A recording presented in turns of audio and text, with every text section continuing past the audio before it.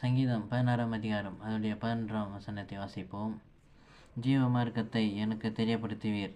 உம்முடைய சமூகத்தில் பரிபூர்ண ஆனந்தமும் உம்முடைய வலது பார்சத்தில் நித்திய பேரின்பமும் உண்டு என்று சொல்லப்பட்டிருக்கிறது.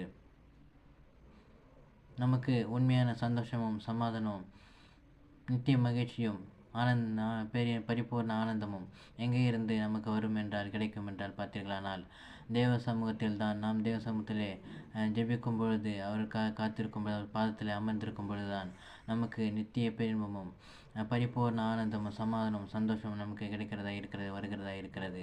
அவையெல்லாம் நித்திய காலமே நம்மை விட்டு எடுப்பட்டு போகாதபடிக்கு இருக்கிறது காணப்படுகிறது. ஆனால் உலகம் கொடுக்கிற சந்தோஷம் சமாதானம் எப்படிப்பட்டது என்று பார்த்தீர்களானால் அது நிலை நிற்க மாட்டாதாயும், அது மாத்திரமல்ல ஒரு சில நிமிடத்திலே அது மறைந்து போகக்கூடியதாய், காணாமல் போகக்கூடியதாய், நம்மை துக்கப்படுத்துகிறதாயும் வேதனைப்படுத்துகிறதாயும் இருக்கிறது காணப்படுகிறது. மனிதர்களும் அப்படித்தான் நம்மிடத்தில் நடந்து கொள்ள இருக்கிறார்கள் காணப்படுகிறார்கள்.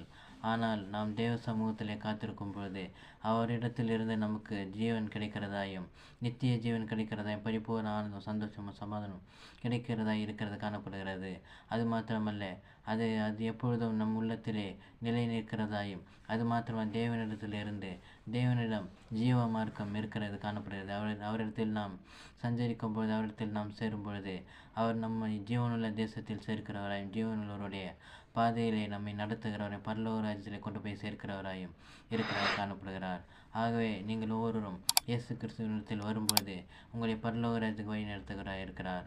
ஆமென். God bless you. கர்த்தர் உங்களை